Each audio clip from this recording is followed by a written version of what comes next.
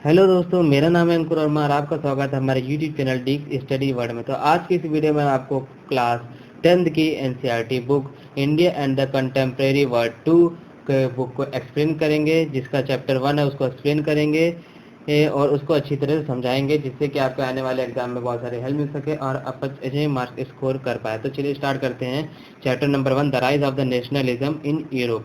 इसमें क्या बताया जा रहा है कि in 1848 Frederic Sorrieu, a French artist, prepared a series of 4 points visualising a dream of his world made up of democratic and social republic as he called them. इसका मतलब है कि 1848 1848 में एक फ्रांसीसी कलाकार फ्रेडरिक सोरियो ने 4 चित्रों की एक श्रृंखला बनाई। उसमें से उसने अपना सपनों का संसार उसके शब्दों में जनतांत्रिक और सामाजिक गणतंत्रों से मिलकर बना था।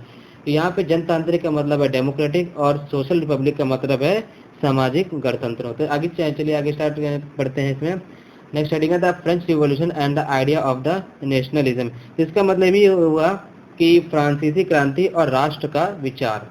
तो the expression of nationalism come with the French revolution in 1789। इसका मतलब है कि राष्ट्रवाद की पहली स्पष्ट अभिव्यक्ति 1789 में फ्रांसीसी क्रांति के साथ हुई। France was full-fledged territorial state in 1789 under the rule of an absolute monarch। इसका मतलब ये हुआ कि जैसे कि आपको इसका मतलब ये है कि जैसे कि आपको पता होगा पहले से कि 1789 में फ्रांस का एक ऐसा राज्य था जो संपूर्ण भूभाग पर एक निरंकुश राजा का आधिपत्य था।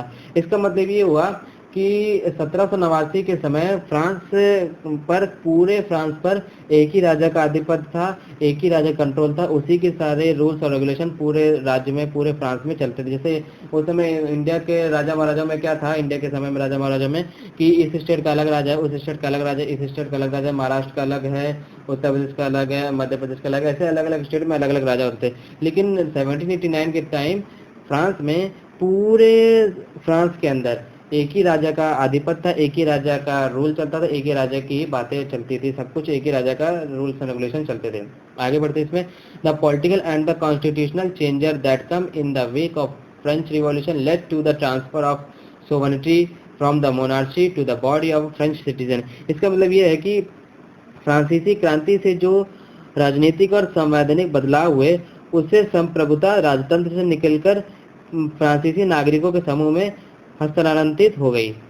इसके बाद नेक्स्ट पॉइंट है the revolution proclaimed that it was the people who would henceforth constitute the nation and the shape of its destiny.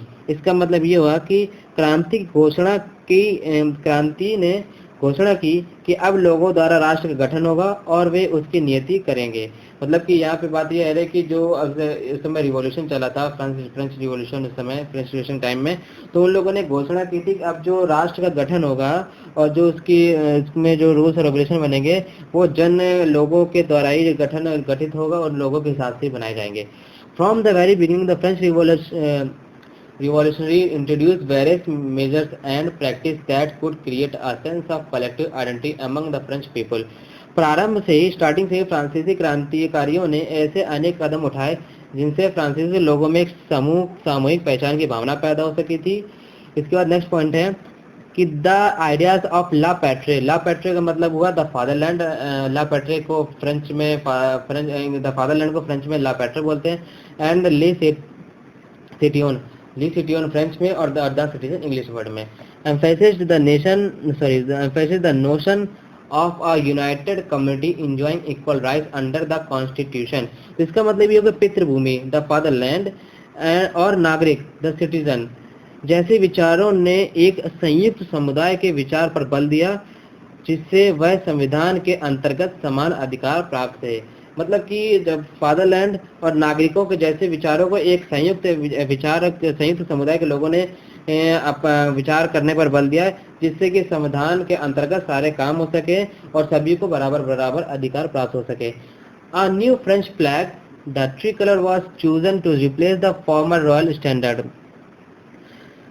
अतः एक नया फ्रांसीसी झंडा चुना गया जिसने पहले से ही राजध्वज की जगह ले ली थी। जब 1789 में फ्रांस के ऊपर राजा का आधिपत्य, तो राजा का भी झंडा भी होगा। लेकिन जब क्रांतिकारियों ने क्रांति स्टार्ट की तो उस समय एक 3 रंगों का झंडा निकाला गया, 3 रंगों का झंडा बनाया गया, जो कि जिसने कि रॉयल स्टैंडर्ड को, रॉयल जो राजा का वो झंडा था उसकी जगह ले ली और उसको ही नेशनल फ्लैग माना जाने लगा। The state general was elected by the active citizen and renamed the national assembly. इसका मतलब ये हो कि स्टेट जनरल का चुनाव, जो स्टेट जनरल का चुनाव थे, सक्रिय नागरिकों के समूह द्वारा किए जाने लगे और उनका नाम बदलकर नेशनल असेंबली कर दिया। उस समय जब रिवॉल्यूशन स्टार्ट हुआ था, रिवॉल्यूशन पूरा वो क्या कहते हैं पूरा फ्रांस में चालू हो गया था, तो वहाँ पे स्टेट जनरल इलेक्शन को जो वहाँ के एक्टिव पर्सनल थे, एक्टिव सिटीजन थे, उनके द्वारा, उनके समूह द्वारा किया जाने लगा और उसका नाम बदलकर उसको नेशनल असेंबली कर दिया गया, जैसे कि इसमें लिखा गया है। New hymns were composed, oaths taken and martyrs commemorated all the name of the nation, all in the name of the nation। इसका मतलब ये हुआ कि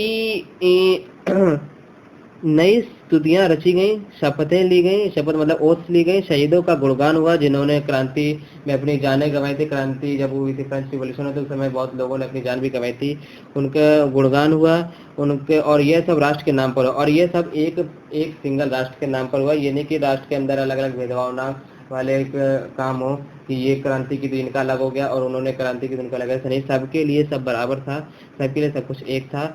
जितने भी क्रांतिकारी थे, जितने भी शहीद हुए थे इस क्रांति में, सबके गुणगान हुए, उनकी स्तुतियां रची गई, शपथें ली गई, सब कुछ हुआ। The centralized administrative system was put in place and it formulated uniform law for all citizens within its territory। इसका मतलब ये हुआ कि एक केंद्रीय प्रशासनिक व्यवस्था लागू की गई, जिसे बोलते हैं सेंट्रल एडमिनिस्ट्रेटिव। यहाँ पे केंद्रीय प्रशासनिक व्यवस्था मतलब सेंट्रल एडमिनिस्ट्रेटिव सिस्टम लागू की गई, जिसने अपने भूभाग में रहने वाले सभी नागरिकों, मतलब कि जो वहाँ पे जो रहते हैं, जमीन पे रहते हैं, सभी नागरिकों के लिए एक समान कानून बनाए। भूभाग में रहने वाले सभी नागरिकों, मतलब यहाँ से हुआ कि फ्रांस की जमीन पे जितने लोग रहते हैं, जितने वहाँ के लोग हैं, उन सब के लिए एक समान कानून था। उन सभी नागरिकों के लिए एक ही का रूल बनाया गया था, जो कि सबको इक्वली रखना था। ठीक है, इसके बाद नेक्स्ट आते हैं। इसके बाद नेक्स्ट है internal custom duties and dues were abolished and the uniform system of weight and measures was adopted. इसका मतलब आंतरिक आयात निर्यात शुल्क समाप्त कर दिए गए और भार तथा नापने की एक समान व्यवस्था लागू की गई। यहाँ पे इसका मतलब यहाँ पे ये कह रहा है कि जब राजा का राज चलता था पूरे उस समय 1789 से पहले क्या पूरे फ्रांस में, तो वहाँ पर जो एक जगह से लेके दूसरी जगह सामान पहुँचाने तक में भी लोगों को टैक्स देना पड़ता था, व्यवसायियों को टैक्स देना पड़ता था, नागरिकों को भी टैक्स देना पड़ता था, जो कि खत्म कर दिया गया। और भार नापने का मतलब कि वेट नापने का और वेट करने की सारी जो मेजर थी, उनको एक समान व्यवस्था पूरे फ्रांस में लागू कर दी गई। ठीक है, फिर नेक्स्ट पॉइंट है the regional dialect was discouraged and France as it was spoken and written in Paris became the common language of the nation। इसका मतलब ये हुआ कि क्षेत्रीय बोली को हतोत्साहित किया गया और पेरिस में फ्रांस जैसी बोली और लिखी जाती थी और वही राष्ट्र की साझा भाषा बन गई। इसका मतलब यही हुआ कि जो वहाँ की क्षेत्रीय भाषा थी, रीजनल डायलेक्ट, वहाँ की जो क्षेत्रीय भाषा थी, उसको आगे बढ़ाया गया और पेरिस में भी फ्रेंच भाषा चलती थी, तो और वही लिखी जाती थी। तो फ्रांस में भी फ्रेंच को ही वहाँ की नेशनल लैंग्वेज घोषित कर दिया गया और वही सारे कम्युनिकेशन के लिए इस्तेमाल की जाए। फ्रांस की लैंग्वेज फ्रेंच लैंग्वेज ही इस्तेमाल की जाने लगी। फिर आगे आप इमेज में देख रहे हैं, ये एक फ्रेंच का एक जर्मन पंचांग है, जिसे बोलते हैं German almanac, designed by journalist Andreas Rebmann in 1789, जो कि एक जर्नलिस्ट, एक पत्रकार थे, जिन्होंने इसको बनाया था 1798 में। The image of French Bastille was stormed the revolutionary owned has been placed next to the similar fortress meant to represent the bastion of despotic rule in the German province of Kassel. इसका मतलब ये हुआ कि French बेस्टीन में क्रांतिकारी भीड़ में प्रवेश के चित्र को उसे मिलते जुलते किले के बगल में बनाया और यह किला जर्मन प्रांत के कैसेल में निरंकुश शासन के गढ़ के रूप में चित्रित था। इसके बाद accompanying the illustration is slogan, उस कंपनी का ऐसे एक इलस्ट्रेशन था, नारा दिया गया था, the people must seize their own freedom, लोगों को अपनी स्वतंत्रता अपनी मुट्ठी में कर लेनी चाहिए। Rebmann lived in the city of Mainz and was a member of German Jacob group, और वही जो पत्रकार था रेवमन एंड्रियास रेवमन, वही मेन सिटी में रहता था और वह जर्मन जैकब ग्रुप का मेंबर था। इसको आप ये पॉइंट नोट कर सकते हैं कि जो एंड्रियास रेवमन रेबमैन थे सेवन, वो किस ग्रुप के मेंबर थे, और उस समय एक कौन सा स्लोगन चर्चित था, मतलब कि चर्चा में आया था, बहुत अच्छा था। ठीक है, फिर नेक्स्ट आता है the revolutionary further declared that it was the mission and the destiny of the French nation to liberate the people of Europe from the despotism in other world to help other people of Europe to become a nation। इसका मतलब क्रांतिकारियों ने ये साथ में यह भी घोषणा की कि फ्रांसीसी राष्ट्र का यह भाग्य और लक्ष्य था कि वह यूरोप के लोगों को निरंकुश शासकों से मुक्त कराए। इसका मतलब यहाँ पे जो मैंने बताया आपको हिंदी में समझाया, इसका मतलब ये है कि जो क्रांतिकारी थे वहाँ के, जिन्होंने अपने वहाँ के राजा से देश को आज़ाद कराया, एक तरीके से बोल सकते हैं, वहाँ के राजा का रूल्स रेगुलेशन हटाया और जनतांत्रिक रूल्स रेगुलेशन लगाया। तो वहाँ के क्रांतिकारियों ने यह भी घोषणा की कि फ्रांसीसी राष्ट्र का यह भी भाग्य और लक्ष्य है, भाग्य भी है और लक्ष्य भी है कि वह यूरोप के लोग, जो यूरोप के जितने भी लोग हैं, उनको निरंकुश शासक, मतलब वहाँ के राजा महाराजाओं से, जिनको उनको प्रताड़ित करते हैं, उनको अपनी मर्जी जीने देते हैं, उनकी स्वतंत्रता अपनी मुट्ठी में रखने के लिए बोलते हैं, उनको ज़्यादा स्वतंत्र का काम करने के वो नहीं है, फ्रीडम नहीं है, तो उनसे उनको मुक्त कराया जाएगा और उनको भी फ्रीडम दिलाई जाएगी। फिर नेक्स्ट में आते हैं, when the news of the events in France reached in the different cities in Europe, students and other members of educated middle class began to setting up Jacobin clubs। इसका मतलब ये हुआ कि और दूसरे शब्दों में इसका कहा जाए कि फ्रांस यूरोप के अन्य लोगों को राष्ट्र में गठित होने की मदद देगा। जबकि फ्रांस की घटनाओं पर खबर यूरोप में विभिन्न शहरों में पहुंची तो छात्र तथा शिक्षित मध्य वर्गों के अन्य सदस्य जैकोबिन क्लबों की स्थापना करने लगे। मतलब कि जब ये समाचार कि जो यूरोप के लोगों को भी वहाँ के निरंकुश राजा से आज़ाद कराया, कि वहाँ के फ्रांस के क्रांतिकारियों ने ऐसा बोला, तो जो वहाँ के यूरोप के अलग अलग शहरों में स्टूडेंट थे और एजुकेटेड पढ़े लिखे मिडिल क्लास के लोग थे, वो भी जैकब क्लब की स्थापना करने लगे, उनके साथ होने लगे। Their activities and companions prepared the way for French armies which moved into Holland, Belgium, Switzerland and much of the Italy in 1790s। इसका मतलब यही हुआ सीधे, इसका मतलब ये हुआ कि उनकी गतिविधियों और अभियानों ने उन फ्रेंच सेनाओं के लिए रास्ता तैयार किया जो 1790 के दशक में हॉलैंड, बेल्जियम, स्विट्जरलैंड और इटली के बड़े इलाकों में घुसी। मतलब कि जो यूरोप में स्टूडेंट्स ने और वहाँ के एजुकेटेड मिडिल क्लास लोगों ने वहाँ के फ्रेंच जब ये सब क्रांतिकारी की बातें सुनी कि उनको इनसे आज़ाद किया जाएगा, और वो लोगों ने जैकोबिन क्लब की स्थापना की, तो उसी जैकोबिन क्लब की सहायता से और इस कंपेनियन से स्टार्ट होने से फ्रेंच आर्मी को हॉलैंड, बेल्जियम और स्विट्जरलैंड और इटली के बहुत सारे शहरों में जाने की वो मिल गया, रास्ता मिल गया, और उनको बहुत आसानी होने लगी वहाँ पर पहुँचने में। और 1790 के दशक में, मतलब उन क्रांति स्टार्ट होने के एक साल बाद, with the outbreak of revolutionary wars, the French armies began to carry the ideas of nationalism abroad। इसका मतलब ये हुआ कि क्रांतिकारी युद्धों के शुरू होने के साथ साथ फ्रांसीसी सेना राष्ट्रवाद के विचारों को विदेशों में ले जाने लगी। मतलब कि जब यूरोप के अलग अलग विभिन्न शहरों में, जैसे कि इसमें बताया गया हॉलैंड में फ्रेंच आर्मी पहुंची, बेल्जियम में, स्विट्जरलैंड और इटली के भी शहरों में जब वहाँ पे ये सब लोग फ्रेंच आर्मी घुसी, तो वहाँ क्रांतिकारियों के साथ युद्ध शुरू हुआ, और साथ में फ्रांसीसी सेनाओं ने राष्ट्रवाद, मतलब नेशनलिज्म को भी अलग अपने दूसरे देशों में, अपना अलग अलग कंट्रीज में उसको फैलाना स्टार्ट कर दिया। नेक्स्ट है, with in the wide swathe of territory that come under his control, Napoleon set about the introducing many of the reforms that he had already introducing in France। इसका मतलब ये है कि नेपोलियन के नियंत्रण में जो विशाल क्षेत्र आया, उसने ऐसे अनेक सुधारों की शुरुआत की जिन्हें फ्रांस पहले से ही आरंभ किया जा चुका था। इसका मतलब यही हुआ कि जब नेपोलियन अपने एरिया में, जब नेपोलियन का जितने एरिया में जो बहुत सारा एरिया उसका कंट्रोल में था, उसने वहाँ पर आया तो उसने वहाँ पे अनेक सुधार किए, बहुत अच्छे अच्छे क्या कहते हैं चीज़ें लाई वहाँ पर जब नेपोलियन का राज चला था। तो ऐसे सुधार की शुरुआत की जहाँ पे जो कि फ्रांस में पहले से ऑलरेडी मौजूद है। फ्रांस ऑलरेडी उनमें सुधार को, चीज़ों को, अच्छी चीज़ों को ऑलरेडी एक्वायर कर चुका है, अपना चुका है, जो नेपोलियन यहाँ पे स्टार्ट करने जा रहा था। Through a return of monarchy, Napoleon had no doubt destroyed democracy in France, but in the administrative field he had incorporated revolutionary principle in order to make the whole system more rational and efficient। इसका मतलब ये हुआ, France में राजतंत्र वापस लाकर Napoleon ने निसंदेह वहाँ के प्रजातंत्र को नष्ट कर दिया था, मगर प्रशासनिक क्षेत्र में उसने क्रांतिकारी सिद्धांतों का समावेश किया था ताकि पूरी व्यवस्था अधिक तर्क संगत और कुशल बन सके।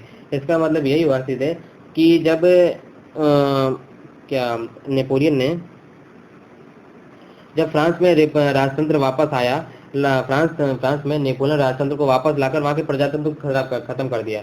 मतलब कि सोशल जो डेमोक्रेटिक थे वो बिल्कुल खत्म हो गया, फिर से वही प्रजातंत्र वाला काम स्टार्ट हो गया रिवॉल्यूशनरी के बाद भी, जब वहाँ पे नेपोलियन आया। और उसके बाद उसने वहाँ पे मगर प्रशासनिक क्षेत्र में, मतलब कि जो वहाँ पे एडमिनिस्ट्रेटिव जो काम होते थे एडमिनिस्ट्रेटिव फील्ड में, वहाँ पे क्रांतिकारी सिद्धांतों का समावेश किया गया। और क्रांतिकारी सिद्धांतों को प्रिंसिपल को कहते हैं बनाए रखा गया वहाँ के सिस्टम में, ताकि व्यवस्था को अधिक इजीली और तर्कसंगत और उसको और से अच्छा बनाया जा सके। द सिविल कोड 1804, एक सिविल कोड था 1804 में, usually known as Napoleonic code. उसको सिविल कोड 1804 में एक सिविल कोड था जिसको ज्यादातर नेपोलियनिक कोड से जाने जाते थे। Did away with all the privilege based on a birth, established equality before the law and secure the right to property. इसका मतलब ये हुआ कि जन्म के क्या बोलते उसको, हाँ, कि 1804 में नागरिक संहिता, जिसे आमतौर पर नेपोलियन की संहिता कहते थे, मतलब कि सिविल कोड को अगर नेपोलियन कोड कहते थे नाम से जाना जाता था, और ने जन्म पर आधारित विशेष अधिकार समाप्त कर दिए थे। जो जन्म के आधार पर एक कुछ नए नए विशेष अधिकार मिलते होंगे उस समय, उनको बिल्कुल खत्म कर दिया था। और उसके बाद क्या बोला गया है कि the code was exported to the regions under France control. In the Dutch Republic, in Switzerland, in Italy, in Germany, Napoleon simplified administrative division, abolished the feudal system, and freed peasants from the serfdom and manorial dues. इसका मतलब ये हुआ कि उसने इस कानून के समक्ष बराबरी और संपत्ति के आधार को सुरक्षित बनाया। इस संहिता को फ्रांसीसी नियंत्रित के अधीन क्षेत्रों में लागू भी किया गया।